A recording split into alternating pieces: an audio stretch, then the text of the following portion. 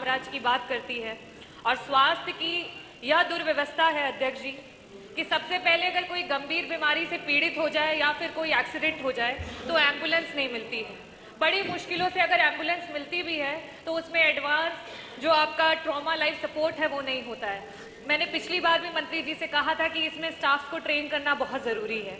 साथ ही साथ बड़ी मुश्किलों से अगर हम इमरजेंसी पहुंचते भी हैं तो वहाँ ना तो व्हीलचेयर होती है ना तो स्ट्रेचर होता है। इमरजेंसी में आपके मरीजों के अनुपात पे डॉक्टर्स की उपलब्धता नहीं होती है, भर्ती करने के लिए बेड नहीं होता है, वेंटिलेटर नहीं होता है, दवाइयाँ मंत्री जी कह रहे थे कि वो हर तरीके की मेडिसिन उपलब्ध हैं। मंत्री जी आपको बताना चाहूँगी जो एडवांस अभी मेडिसिन आ गई हैं, जो 3rd जनरेशन, 4th जनरेशन और 5th जनरेशन की एंटीबायोटिक्स हैं जो कि सीवियर कंडीशंस में वही सिर्फ काम कर रही हैं। आज जिस तरीके से रेजिस्टेंस बढ़ता चला जा रहा है वो मेडिसिन अवेलेबल नहीं है और जिस वजह से एक गरीब मरीज को बाहर जाकर के महंगी महंगी दवाइयाँ खरीदनी पड़ रही हैं। साथ ही साथ डायग्नोस्टिक की आप बात कर रहे थे कि पीपीपी मॉडल पे आज ये स्थिति है कि किसी भी अस्पताल में जो बेसिक आपके डायग्नोसिस के चीज़ें हैं वो उपलब्ध नहीं है और मरीजों को बाहर जाना पड़ रहा है। अध्यक्ष जी समय बहुत कम है तो मैं अपनी बातों को थोड़ा जल्दी कहूँगी। सबसे प्रथम जी 1 मिनट आपको दें। बोलिए।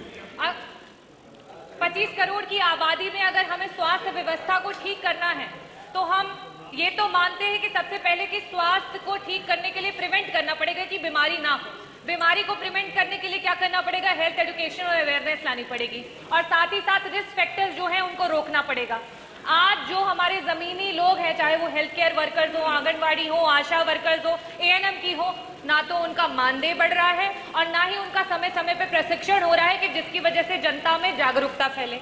अगर हम और इसी की वजह से चाहे वो कम्युनिकेबल डिजीजेज हो चाहे नॉन कम्युनिकेबल डिजीजेज हो उनका डेटा बढ़ता चला जा रहा है। कागजी मंत्री जी ने जो भी कह दिया हो लेकिन पूरा सदन इस बात पे मंजूरी देगा कि पिछले 1 वर्ष में डेंगू से कितनी जानें गई है। हर किसी का दिल दहलाती है कि कितने लोग हमारे बीच से चले गए डेंगू की वजह से।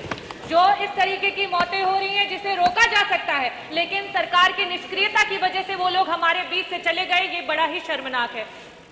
ये जो आपने बजट दिया है सर, इस बजट में मेडिकल कॉलेजेस की बात की है।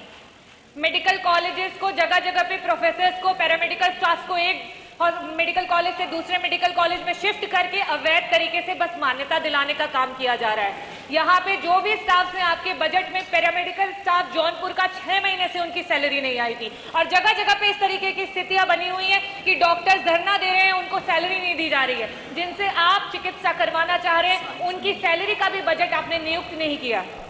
अध्यक्ष जी, लैब टेक्नीशियंस के नाम पे इतने कम लैब टेक्नीशियंस हैं कि या तो जांच नहीं हो पाती और जांच आती है तो उसकी रिपोर्ट तब तक आती है जब तक बीमारी बहुत आगे पहुंच चुकी होती है। मैं आयुष्मान भारत के बारे में बोलना चाहूंगी कि बार बार सरकार इस स्कीम का हवाला देती है।